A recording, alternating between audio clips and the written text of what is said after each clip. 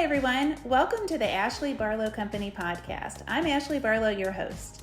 If you are a parent, a teacher, or someone who works at a school, or you're a community member, a volunteer, or a staff member at an organization that supports people with special education plans, a coach, a tutor, or even a grandparent, you're in the right place. Sit back with an ice cold glass of lemonade, put on your walking shoes and grab some headphones, roll down the windows and cruise. Ready, set, go. Educate, advocate, collaborate. Welcome back to another episode of Special Education Advocacy with Ashley Barlow. I'm Ashley Barlow, and I'm so happy you're here. Friends, I promised this a couple of weeks ago, and we have arrived at this point of our day, let's call it our scheduling, where I wanted to answer a couple of questions about specially designed instruction. A few weeks ago, I did a really quick podcast on a story on one thing that I learned or kind of thought about on specially designed instruction.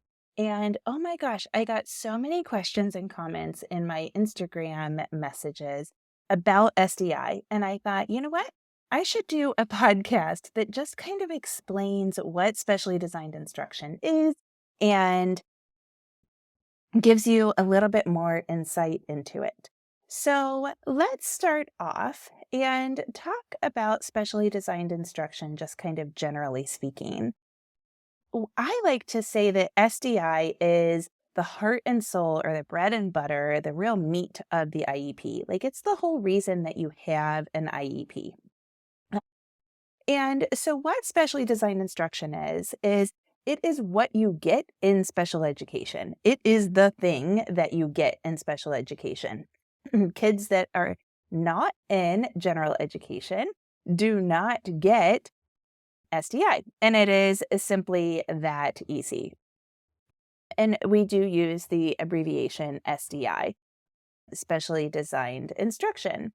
And so what we expect when we do specially designed instruction is we expect that the instruction is tailored to the child's needs. Now that is, something that is a little bit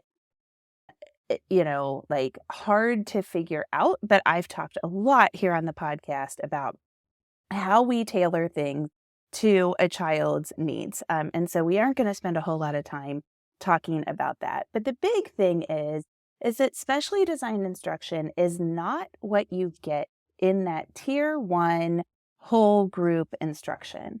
So the way school works, kind of like generally speaking, without even like thinking about,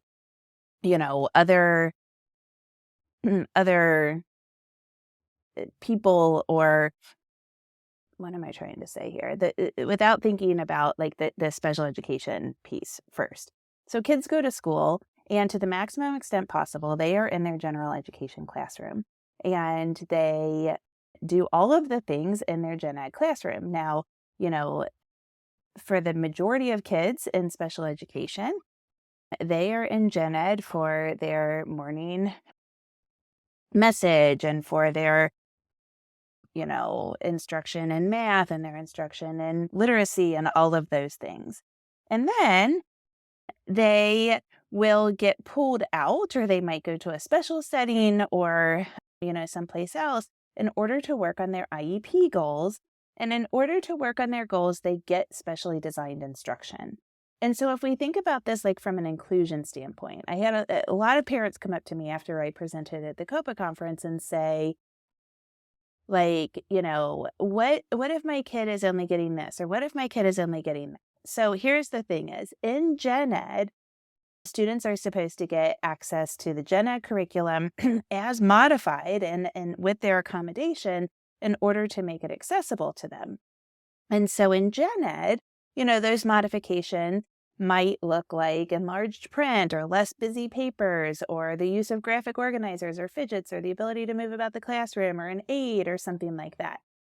Now, we can have specially designed instruction in the general education classroom. And of course, the co-teaching model or collaboration model is a wonderful model of special education. But it is very important that if we are calling special education in the general education classroom, if we are calling that specially designed instruction, it has to be different from what the students in gen ed are getting. It's not just tutoring. It doesn't count as specially designed instruction if a teacher with a special ed certificate is in there. So what it has to be is it has to be uniquely tailored to the student, and it has to be, towards those IEP goals. So what the tier 1 or general education class gets is not specially designed instruction. And that is it's like so easy to understand that sometimes that feels complicated. So if you think about the resource model of students in gen ed, most of the day or a large percentage of the day or some percentage of the day, and then gets pulled out to a special education classroom or to a different setting in order to get their SDI. Again, that can be pushed in or it can be in a collaborative model, but it's maybe easier to think about, easier to understand the idea if you're thinking about it in the context of a resource classroom. Okay, so that is kind of the big concept here. And again, the uniquely tailored thing is super important. Where do we get that unique tailoring? Well, a great place to get it would be from the actual present levels of performance, which should build from the evaluations. And so, like I say, we kind of scoop up the needs that we want to address, and then we try to capitalize on the relative strengths. We try to capitalize on the child's learning profile. If they have like really great verbal comprehension, we try to capitalize on that. If they are, just like super good at working memory, then we try to capitalize on that. And, we also try to address their relative weaknesses in that as well. So that is kind of generally speaking what SDI is. SDI is not just having a special education teacher nearby, right? That is not what specially designed instruction is. Now, in my lab, kind of my nuts and bolts, I call it nuts and bolts IEPs 101 digital course that I have for sale on the website, we talk about implementation of the IEP. I think it is in module 5. And, we talk about how the IEP gets implemented and what happens. So basically, once you get an IEP, it has to be implemented as soon as possible.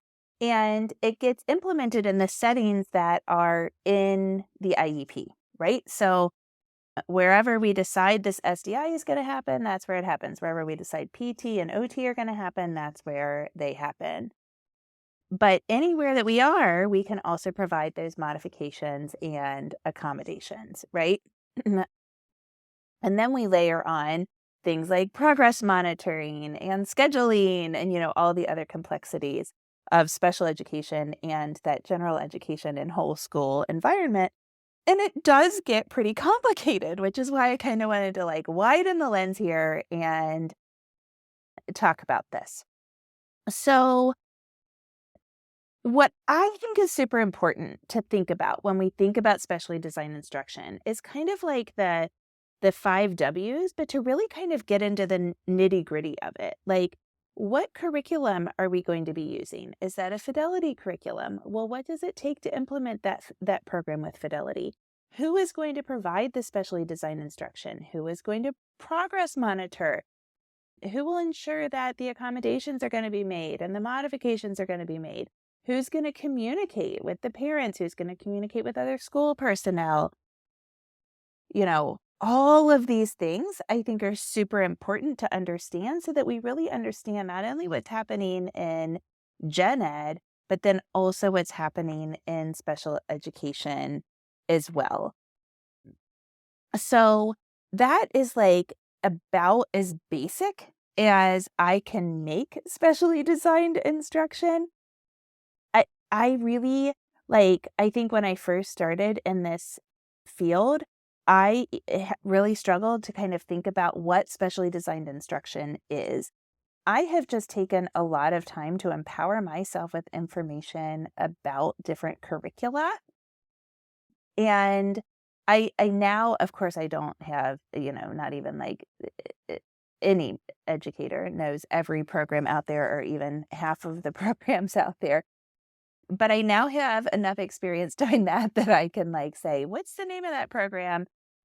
And to look at it and to see if I think that it would, match the learning profile of one of my clients and to, ask enough questions about that to be able to have a nice conversation about it. And of course, that takes a lot of time in order for parents to become empowered with that information. But 9 times out of 10, you can ask what the curriculum is, and to the extent that they can suggest one, you can go to that company's website and muddle through the information and see if you can get enough information to ask questions to ensure that that special education, the specially designed instruction, is uniquely tailored to the child's needs. And that's the big thing. So I just wanted to this is a conversation that I've had a lot of times, kind of in more in an inclusion setting with a few parents, and I wanted to more than a few, lots of you. And so I wanted to get that out. So I hope that helps. Please don't hesitate to DM me. This is kind of like a conglomeration of a bunch of voice memos that I've sent a bunch of different people. And if we need to do a part 2 and go a little deeper, we absolutely can. But I hope that's enough to make it dangerous. I will see you next week. Same time, same place. And I think we are talking about, yeah, we're talking about inclusion next week. I will see you then.